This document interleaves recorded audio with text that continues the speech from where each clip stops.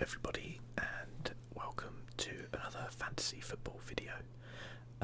This isn't a video I actually look forward to making, and I've kind of been putting it off. I didn't even know if I was going to make one this week because I was just absolutely gutted about the results at the weekend. Yeah, we'll get to that though, don't worry. In terms of points, we actually did pretty well. Got 67. And an average was 46, and that really propelled me right up. I mean, you can see here under a million, which was my kind of goal. Under 500,000 is now the new goal, I guess. And certainly doing well in England and doing really well for Crystal Palace, although there's probably not that many. There's probably like 3,058 Crystal Palace players. But yeah, very kind of did alright actually. De Gea, I mean, we'll come on to Man United. Otamendi and Walker both getting clean sheets. Obviously, that's really good. Unfortunately, Burnley conceded a goal, or I mean, did they concede actually two? No, sorry, they did concede a goal, which was a bit gutting. However, Lowton, he got an assist, so got 7 points there, which is pretty good. Decor and Sane didn't really do a lot. Son did a lot. Was really good actually, really good. 2 goals and a clean sheet. Can't ask for much more from a midfielder, can you? Salah, obviously just being Salah. Kane, he scored a goal. That's what Harry Kane does, right? Was it a goal he scored? No, he got an assist, sorry. Apologies, he got an assist. And Firmino got an assist as well, I believe. Yeah, he got another assist. Duffy and Barnes both doing very well on the bench there.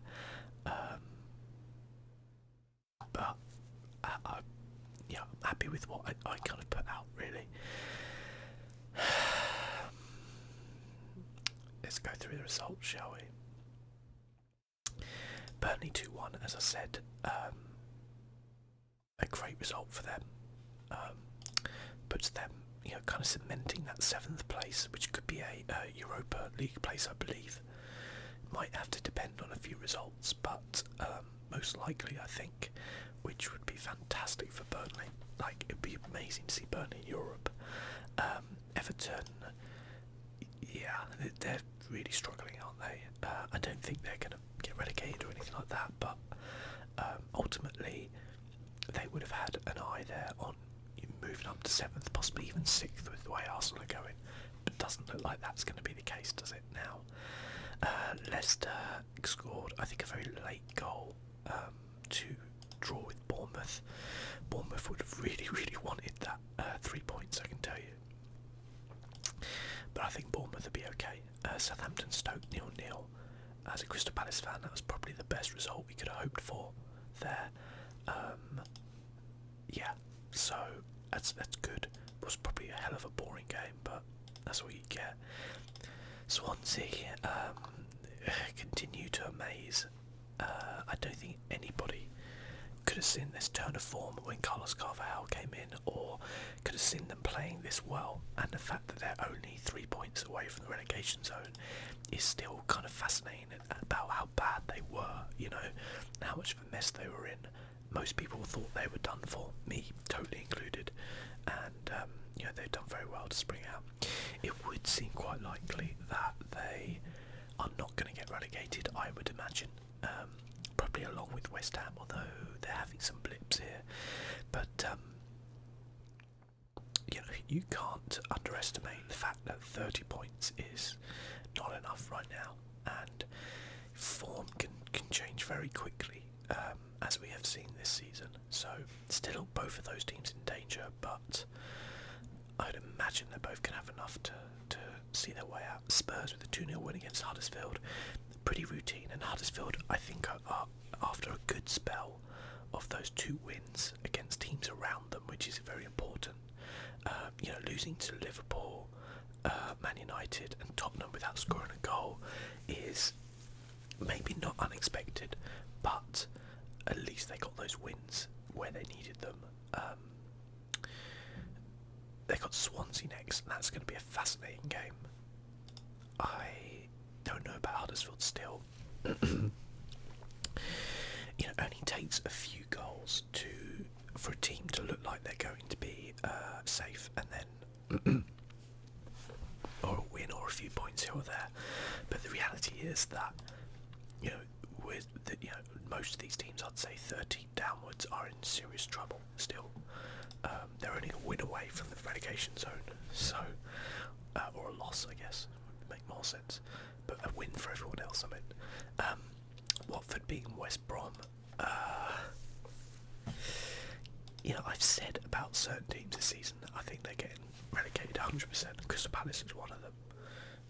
Bournemouth, Swansea, all of those sides. I think West Brom are pretty much nailed on to get relegated. Sad. I like West Brom as a club, and they've been in the Premier League for a while now, but it's just gone really, really wrong for them. It really has. 8 points clear of, or 8 points adrift, shall we say, with 9 games left. I mean, it would take a miracle of the Wigan or Leicester proportions for them to get out of that. I mean, it would take them to practically win all those games for them to think about getting out, and I think they have some very tough opposition coming up. So yeah, it just the way it feels at this point in the season, if you're a team which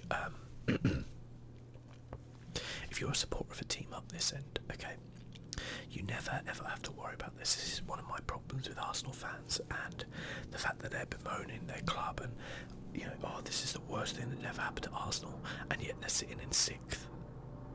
And I'm like, you need to get some fucking priorities, because sorry, there's just a helicopter going over, or a plane actually, I think it is, and it's really loud, so I do apologise for that. That is a really loud plane. That must be pretty low actually. Yeah, I kind of feel like at Arsenal they're not even this season's a write-off for them. They could win the Europa League. I think Atletico Madrid are kind of nailed on to win it. It's kind of theirs to lose, but Arsenal could win it. They do have some good players, and they're in 6th position, which is not the worst position in the Premier League. Like, Chelsea won the league and finished much lower, or like a lot lower. Arsenal haven't been lower than 6th this season, so they're in no danger of getting relegated or anything like that. They're most likely going to finish 6th in the league, even if the worst case scenario, probably they'll finish 7th. If you're down here, okay, as like a Crystal Palace supporter or any of these other team supporters, like, every game is heartache waiting to happen. Every game you can feel things slipping away, and it becomes worse and worse as this season comes on. Like, for Arsenal fans, like, they all seem dejected, but the fact of the matter is that they can relax. Their season's effectively done. They're not going to get relegated. They're not going to get the Champions League. They can concentrate on the Europa League and stay for that. And yeah, they might get knocked out by Milan, sure, but that's it. They can look forward to next season in the Premier League and possibly who's going to manage them and what players they're going to get in. Like, for these teams down here, this is like, every game is life and death pretty much.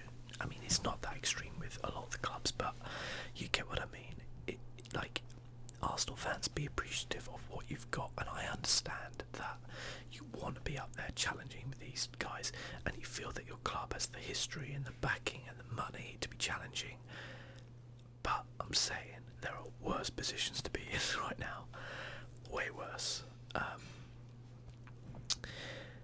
Anyway, where was I? Yeah, so West Brom, I feel for West Brom, but it would take a miracle on ice. Like, it would take something pretty much that we have never seen in football before for them to survive. But we'll see. Liverpool 2, Newcastle 0. I mean, Liverpool are just so good right now, aren't they? You just feel like, how are they 18 points away from Man City? Like, they look as good as Man City on some days, Sure, they play in a different way, but you kind of look at their like lineup, and you look at like Mane, Salah, Firmino, and you're like, oh Jesus Christ, like they're good. You know, Oxlade-Chamberlain's looking really good at midfield, and you know, you look at Man City and you're like, yeah, they look very similar, you know, but they just had a shonky start and too many draws basically, 3 losses, you know, in a season. If they don't lose again this season, which isn't inconceivable, they've had a bloody great good season. I guess the big difference here is Man City have scored 83 goals, they're 67, so even though you can look at Liverpool and go, they are just scoring for fun, like they are still a mile away from Man City, and then conceded 20. This is the thing, if you look at Man City, their defence is not very good. Like, they don't, in my opinion, have a world-class keeper or a world-class defender in any way, and yet they are so good going forward and in midfield and at controlling games that they just don't concede a goal, you know, and that's pretty incredible. If you look at Man United, they play in a more defensive way, you know, and they've conceded 2 more goals than Man City. So Man City are most likely going to walk away this season with the most goals and the best defence. It still amazes me Burnley have only scored 24 goals this season. Like, which teams have scored less than Burnley? Only West Brom. Only West Brom have scored less than Burnley. And Burnley are in 7th. That is how crazy the Premier League is. That is how much of a divide there is between, you know, 7th place downwards, basically. It's mental. But yeah, Liverpool just looking really, really good right now. As I said, Chamberlain looking really good. He looks like he's nailed on for England and the World Cup. And by the way, I'm definitely going to do some videos on the World Cup. I haven't decided what I'm going to do yet, whether or not I'm going to do like about the whole World Cup, or whether I'm just going to do about England, or kind of what, or if I'm going to do a kind of like weekly video, or like a couple of, I don't know, or a daily video, I don't know. Let me know if you guys are intrigued, because I love a good World Cup. It's great. I usually take a bit of time off from work when it's on, and yeah, so looking forward to it. I don't think there'll be many Crystal Palace players there though. Anyway, Brighton beat Arsenal, so that's 3 losses in a row. Admittedly, 2 of them were to Man City, and it seems all doom and gloom at Arsenal. I guess 3 losses in the league as well. That 5-1 drubbing of Everton, and then yeah, so that is shocking form. Like, Southampton have got more points than Arsenal in the last 5 games. To be fair, Stoke have got more points than Arsenal in the last 5 games. So I do get that Arsenal fans are pissed off, especially when they've paid or spent a lot of money this year, and supposedly addressed the areas they needed to, but then suddenly it's like, oh, we've got all these other like areas we need to address. I said a couple of years ago when Arsenal signed Petr Cech, and everyone's like, yeah, we finally got a great goalkeeper, you know. And I said there and then that he's only going to give you 2 seasons. Like, he's getting on a bit, and not every goalkeeper is Gigi Buffon, you know. That guy is like a freak of nature. But you know, you look at Iker Casillas, who was fantastic for Real Madrid and really tailed off a lot. You know, a lot of being a goalkeeper is reactions, and they slow down. Trust me, as a 36-year-old guy, I know my reactions have slowed down a lot. But you know, they in sport where it's all about you know, that reaction, and as a goalkeeper where it is all about the saves and stuff like that, you will slow down there, you know, and that's an area they've got to address, and I don't think they were expecting to have that problem this season. Defence is clearly a problem, it always has been. I think it's clear to see that the likes of Callum Chambers is just not good enough at the club. Mustafi, I think, is a very good defender, but I genuinely believe that if they get in a manager who knows how to coach and how to organise a defence like Koscielny and Mustafi, will be a really good partnership. I just think right now they don't know what they're doing. I don't think Bellerin is. I think he's quite an overrated player. I think he's very, very quick, and people are like, "Oh, this guy's good because he's quick." Like, I don't think he's that good. There are rumours of Barcelona wanting to come through in for him. I think at the minute, if I were Arsenal, I'd take the money and run. But I mean, going forward, they've got a lot of good players, and don't take anything away from Brighton here. They are a seriously solid team at home. Glenn Murray, I praised Glenn Murray, I think, in the last video, and once again, like, it is not an outrageous statement to say that Glenn Murray, is deserving of a place in the England squad right now as a striker, because there's no striker like him, really, like English striker. You have strikers like Jamie Vardy, who's very quick, plays counter-attack, great. Harry Kane clearly is the #1 striker for England, just a really good player, everything. Trying to think like other England strikers that we've got. I guess Sturridge in a way, but he's really kind of gone away. Other than that, I think I'm probably forgetting a really good one, aren't I? But I can't think of one right now. Certainly not the top 6. I guess Rashford, perhaps, but again, he's a very quick counter-attacker. Danny Welbeck is not really an option, I don't think. And then you look at Glenn Murray and you go, well, this guy is a battler, and if you put him on in the last 15-20 minutes of a game and you needed a goal, he is a scrapper. He clearly can finish. He can take a penalty, which is a fault England have had. And in the same way, I kind of champion Andy Carroll for England, because I think he would terrify defences from other countries.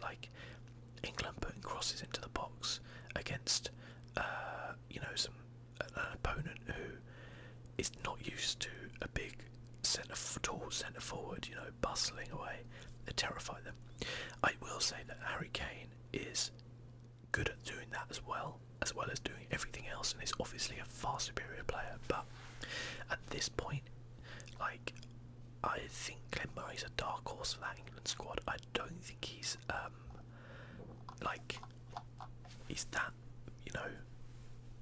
I wouldn't say that bad, but I think he's got a lot of attributes that England could actually look towards. I love the guy personally. He's a Crystal Palace legend, despite playing at Arsenal. Brighton, I don't really care about that. In the same way people seem to, it doesn't for me sour anything. Palace sold him at the end of the day, so what are you going to do? But yeah, I just think that he's just really good. I'm just looking at the current squad. So yeah, they're saying Rashford, perhaps Tammy Abraham, who, in my opinion, hasn't really done enough or anything this season to warrant a place. Yeah, he didn't score. I don't even know if he played that game. Dominic Solanke of Liverpool, again, not done nothing. Glenn Murray, if you guys can name me a striker, who has, I'm not going to say scored more goals, but a more capable looking striker for England right now. Not just talking about FIFA stats. I'm not talking about oh, this guy is does Nike adverts and looks really good. I'm talking about on the pitch. You see the work rate, you see the effort, you see the really quality finishing with his head, with his feet. I appreciate that.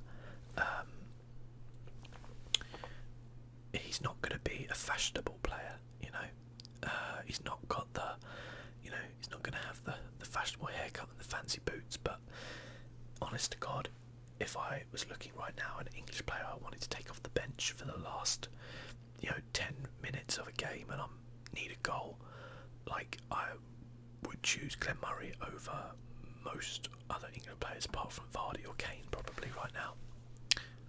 So there you go. Palace should never have sold him. We should never have sold him, but there you go. That's the way it goes.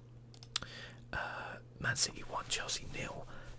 From what I hear, and I'll be honest with you, I haven't watched any of these games because I could not face it. From what I hear, Man City just pretty much ran this game, and Chelsea were trying to play very defensively, but just did not counter-attack effectively enough.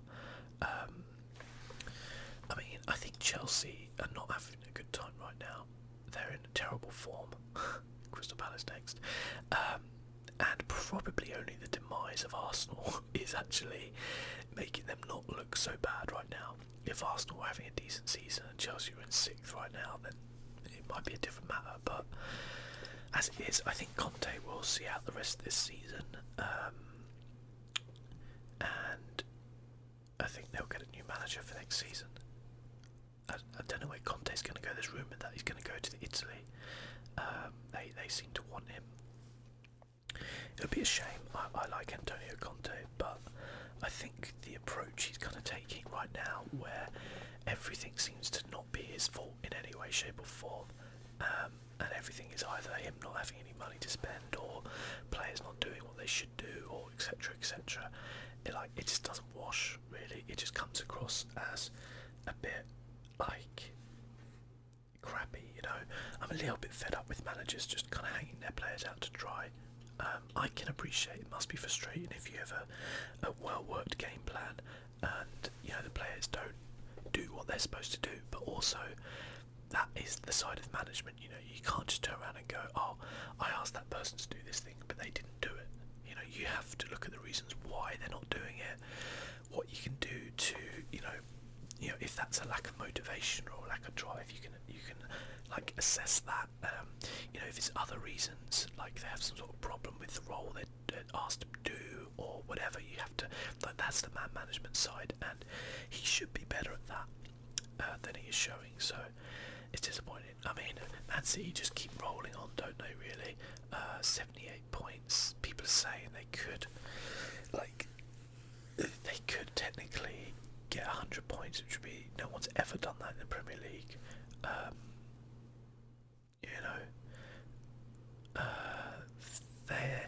Is it really unrealistic that they win every game for the rest of the season? No, they've only not won 4 games this season. Out of 29. That's a percentage. That's what, 29. So that's 13% of games that they've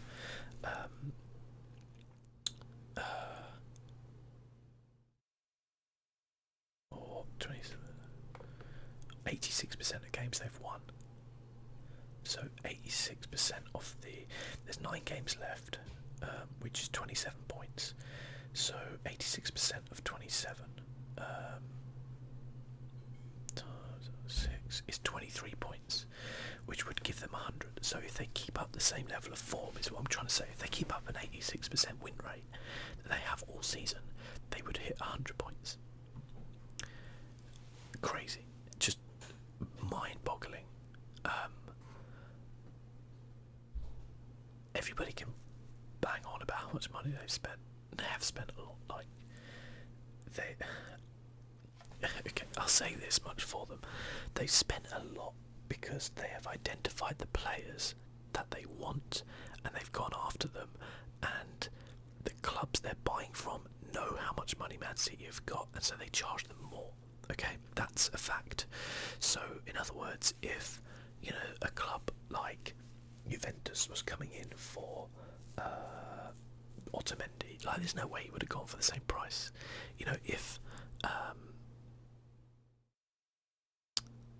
I don't know, I'm trying to think, Bayern Munich had gone in for Ederson, there's no way he would have gone for that price. Okay, if you're a club and Man City come in and want to buy a player, what are you going to do?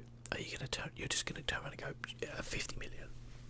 It cost you 50 million. And Man City are going to go, we'll give you 40. And you're like, yeah. Because they've identified the players they want. and they've gone out and got them. And let me tell you this, even though they paid a lot of money for some of those players, they are beginning to look like an absolute bargain. Sane, De Bruyne, even players like Carl Walker, and guys like that are looking like value for money right now. So people can bang on about how much money they've spent, but pretty much every single player they've brought has done really well. The same cannot be said of most of the other teams in the top six.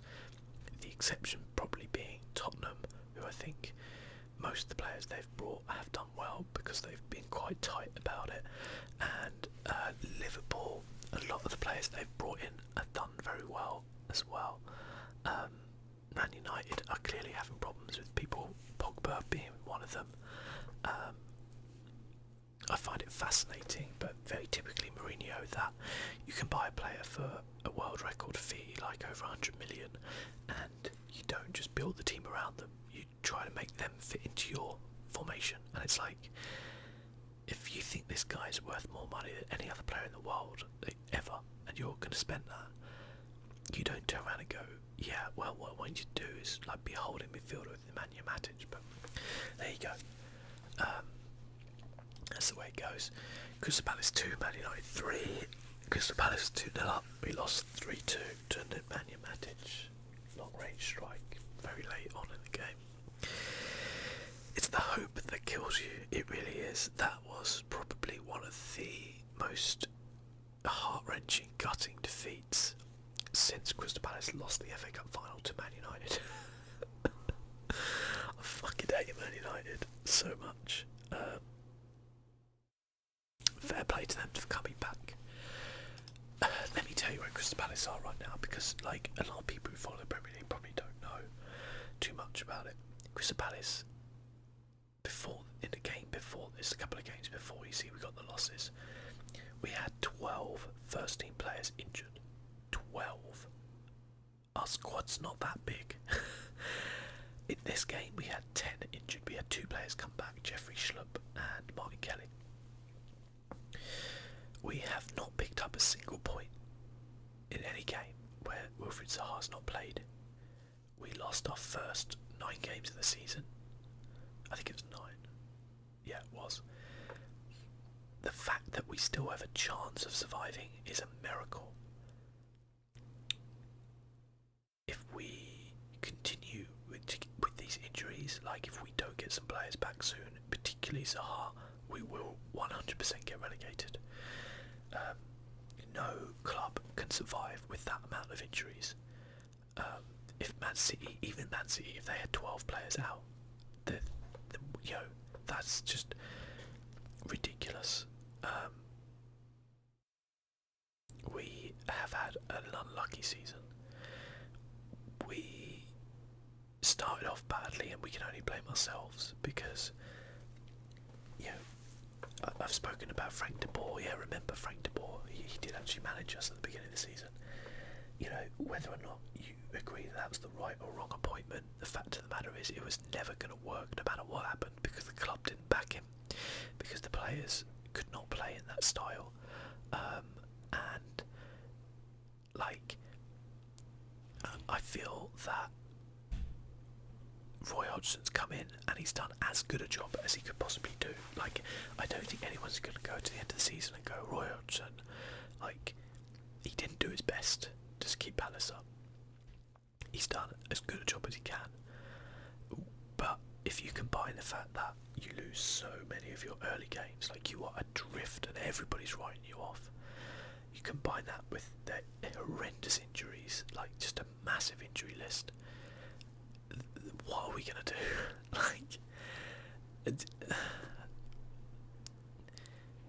It's one thing, I genuinely believe that Crystal Palace as a team are good enough to survive in the Premier League. I just think we have been the football gods have not looked kindly on us this season, and it's not a case of riding your luck. There have been seasons where you can argue we've been lucky because we've changed the manager halfway through the season and they've kept us up. It's the same things happening at West Ham, same thing happened at Swansea, potentially same things happen at Everton. Stoke, Watford, they changed their manager and had a massive turnaround in fortune. Crystal Palace have changed their manager and had a turnaround in fortune. The difference is that, number one, we're too reliant on Wilfried Zaha, although he's a fantastic player. But number two, we've just been absolutely gutted of players, and you just can't survive that. You know, we've lost our last 3 games: Man United, Tottenham, Everton.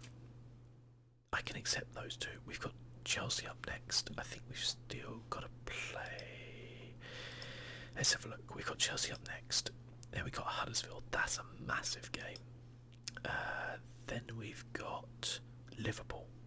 I mean, then we've got Bournemouth. Massive game. We've got Brighton. Massive game. We've got Watford. Big game. We've got Leicester. Big game. Stoke. When I look at that, the only games there I see that we could not win. Is that the last one we had? Yes. No. Last one we have is West Brom, last game of the season. West Brom will be relegated by then. The only game I can see us not picking up points in is Chelsea and Liverpool. The other ones we can do it. And I think people will survive this season on 36 to 38 points. And we're on 27, so we need 11 points from our last 9 games. Which is effectively what, when you think about it, it's 2 draws, 3 wins. It's more than possible. Like, we're not out of it. We actually have a pretty good run. We've just got a bad run right now, which, you know, coinciding with all the injuries is bad for us. I'm kind of trying to talk myself into the fact that Crystal Palace will stay up here, and I don't know. The fact of the matter is that I don't really know what's going to happen. You know, these teams here, you know, when Roy came in and we started winning and we were moving up here, everybody was like, oh, Crystal Palace had done it. You know, you've never done it until you've done it, okay? You're never out of that relegation battle until you are mathematically out of that relegation battle, because you will get sucked back in the second you get complacent. You know, even Brighton, fantastic run of form here. All it takes, a couple of losses, next thing you know, they're hovering around the relegation zone again. It's so tough, and for guys and girls who are fans of, you know, these clubs here, you will never know what it is like to have to endure this season after season, to be looking at the run-ins of these other teams. You might be like, oh yeah, but I look at the run-in of Liverpool and Man United, but you don't understand. Liverpool could win nothing this season. They were still going to be in the Champions League. Tottenham could win nothing. Like, they're probably still going to be in the Champions League, and, you know, going through and fans will be like, oh, we haven't won anything, blah blah blah. And it's like, you've won 17 times this season. You've scored 55 goals. You have a great team. I understand people want to win things, but you have nothing to worry about. You know, you don't have to worry about the fact that your team will be in a different division next season. And it is painful, you know. It's painful because you know how much, especially in England, the Premier League is so financially, like, important to clubs, that you don't know if your team is going to be able to survive if they get relegated. You know you're going to lose so many players. Like, you could turn around and go, oh, yeah, well, if Spurs don't win something, Harry Kane's going to move to Real Madrid or something like that. Oh, big fat whoop. You know, if Crystal Palace get relegated, we're going to lose half our entire fucking team. You know, we'll see. It's a long season. We'll see. What have we got?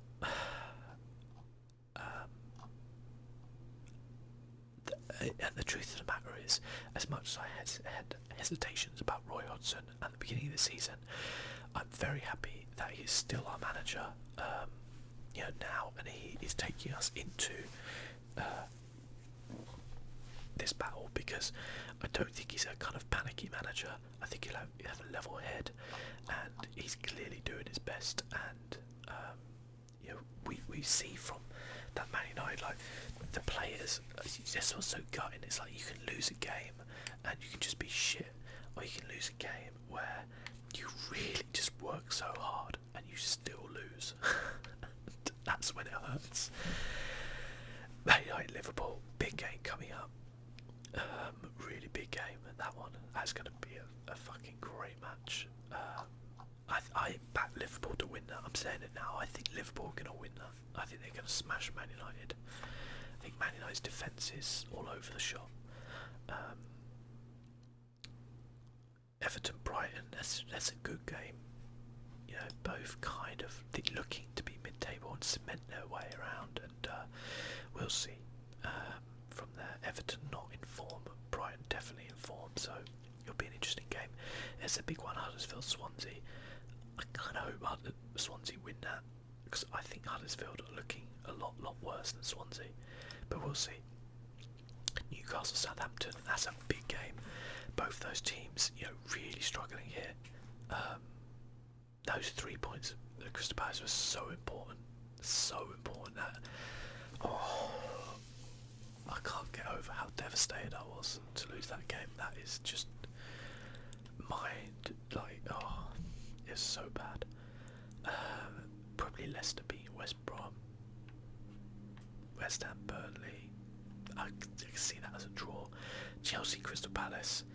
Chelsea are in terrible form right now, and if Palace can get together and if we can maybe have some players back from injury, I'd be tempted, even if Zaha was back, not to play him in this one, save him for the Huddersfield game. There probably, but we'll see, I guess. Arsenal Watford. I mean, got to fancy Watford, haven't you? Spurs Bournemouth. It's a tough game for Bournemouth, and Stoke are going to lose to Man City. In terms of what I would change in my squad here, I don't really think again I would change too much here, weirdly. I think Burnley are more than capable of keeping a clean sheet again. I like this squad I've got going here. I think Watford, that might be the one. Barnes is in some good form right now. He's scored 2 goals in his last 2 games. That might be a choice to switch out Barnes for Decore. But otherwise I'd probably keep this as is, I think. But we'll see. Let me know how you guys are getting on. I'm always interested. Let me know what your positions are. I'm pretty pleased so far with how I'm doing. But we'll see at the end of the season. But till then, guys, thank you so much for watching as always. And I'll catch you next time. Bye bye.